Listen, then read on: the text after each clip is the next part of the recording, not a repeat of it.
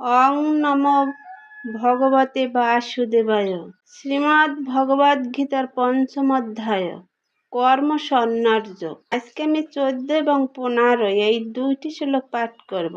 ন কর্তুম ন কর্মাণি লোকস্য সৃজতি পূর্ব ন কর্মফল সংযোগম স্বভাবস্তু প্রবর্ততে। অনুবাদ: দেহরূপ নগরীর পূর্ব জীব কর্ম সৃষ্টি করে না, সে কাউকে দিয়ে কিছু করায় না এবং সে কর্মের ফলও সৃষ্টি করে না। এই সবই হয় জড়া প্রকৃতির গুণের প্রভাবে। তাৎপর্য: জীবাত্মা তার কর্মানুসারে ক্ষণস্থায়ী এক একটি দেহ প্রাপ্ত হয়, সেই দেহে বাস করে। এভাবেই দেহের বন্ধনে আবদ্ধ হয়ে বদ্ধ দশা প্রাপ্ত হয়। সে তখন অজ্ঞতার অন্ধকারে আচ্ছন্ন হয়ে সেই জড় দেহটিকে তার প্রকৃত স্বরূপ বলে মনে করতে শুরু করে এবং সেই দেহগত কর্মের ফল ভোগ করতে থাকে। জন্ম জন্মান্তরের সঞ্চিত অজ্ঞতার পরিণামে তাকে এই দেহজাত দুঃখ কষ্ট ভোগ করতে হয়।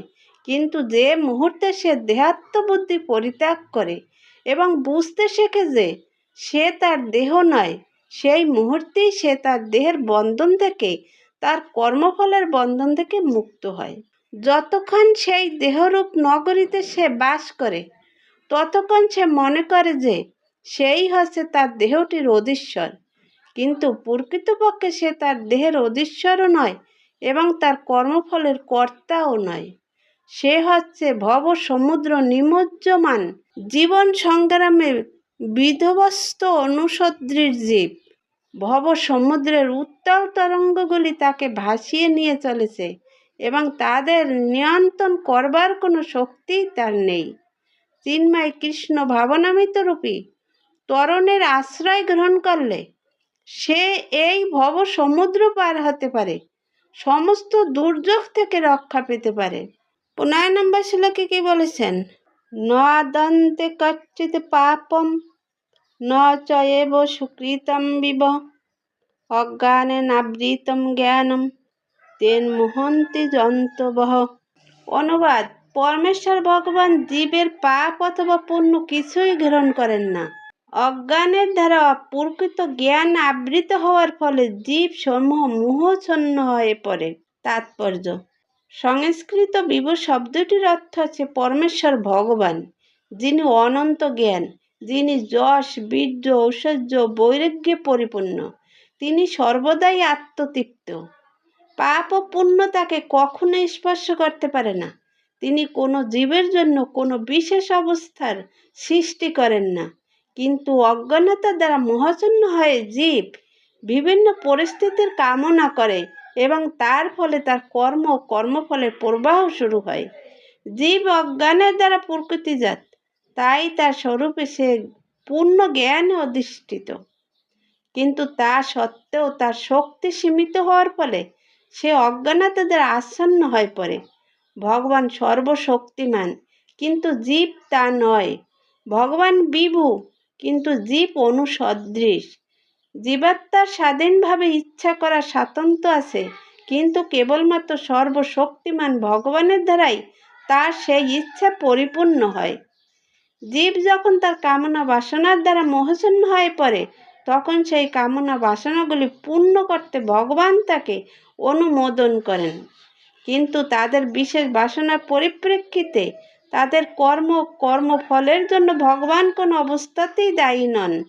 বিভ্রান্ত হয়ে জীব তাই তার জড় দেহটিকেই তার স্বরূপ বলে মনে করে এবং অনিত্য সুখ ও দুঃখ ভোগ করতে থাকে। পরমাত্মা রূপে ভগবান প্রতিটি জীবের নিত্য সহচর।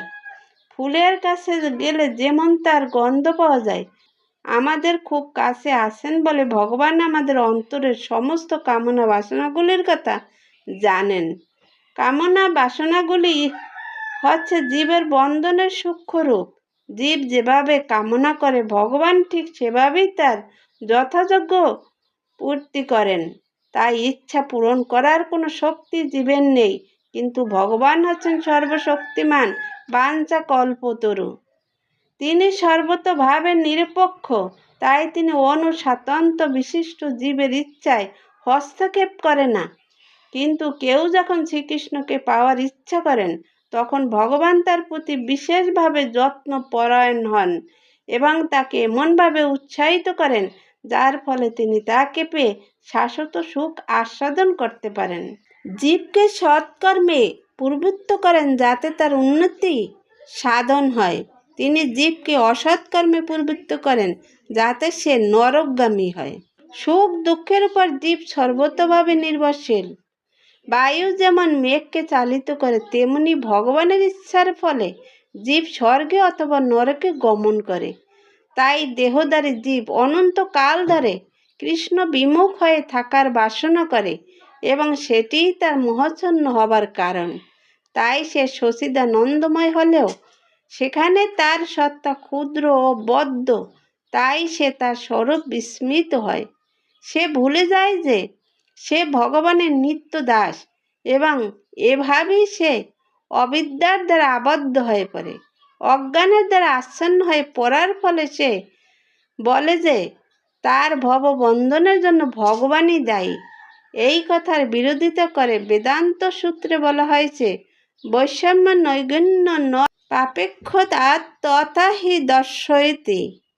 ভগবান কাউকে ঘৃণা করেন না অথবা ভালোবাসেন না, যদিও সেই রকম মনে হয়। জয় গীতা। হরে কৃষ্ণ। রাধে রাধে।